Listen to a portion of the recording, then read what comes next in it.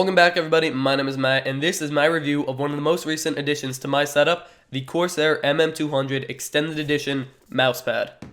First things first, I want to talk about the price. It comes in at around $30 to $35 depending on where you buy it. I bought it off Amazon for $30, but at the Corsair online store itself it is actually $35, which is the same price as the Razer Goliathus Extended Edition mousepad, which is a very similar product, but it's got some different decals and artwork on it that a lot of people do not find interesting. So if you like that Razer mousepad, but you don't necessarily like the looks of it, this could be a great choice for you.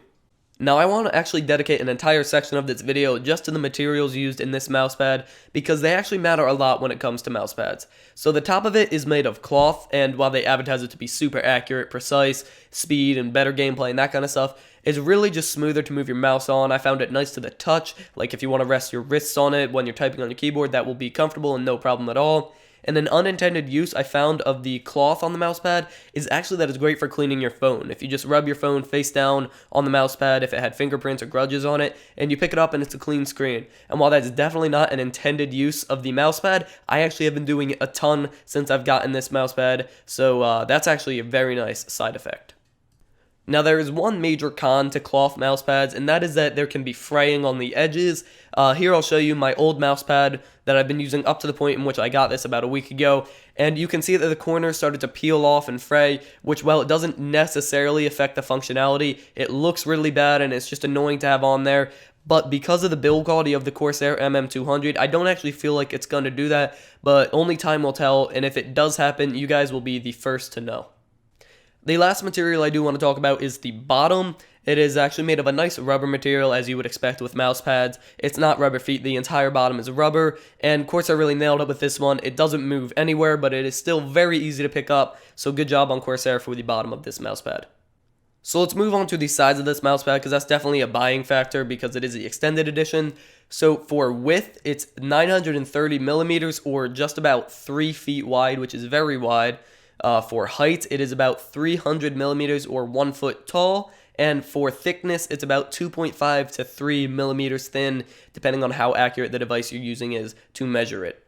Now to put that in a realistic perspective, if you take your arms and extend them so you have a wingspan, and then bend at the elbow so your fingers touch at your chest, it's roughly from one elbow to the other elbow, which is actually pretty exact for me, and if you really think about it, that's a ton of space to put computer peripherals on.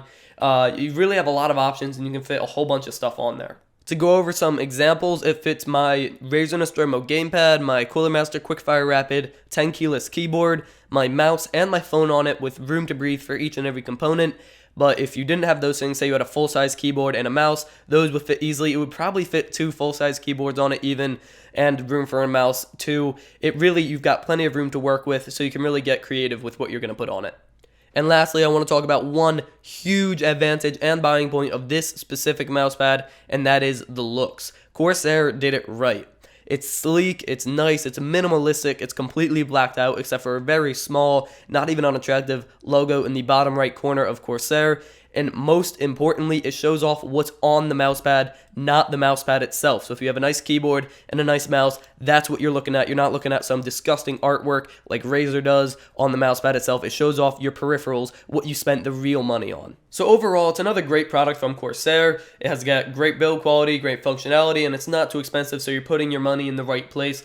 But what really is this mousepad meant for? Because having your keyboard and your gamepad and your phone on a mousepad isn't beneficial. It's really just meant for aesthetics, and if you know you're in the market for an extended mousepad mostly for aesthetics, then this is an awesome choice. It doesn't have any annoying artwork or decals on it. It's just clean, and it brings all the attention to what is on the mousepad itself. So if you're in the market for one, this would be an awesome choice, but otherwise, you should probably just stick with a regular-sized mousepad.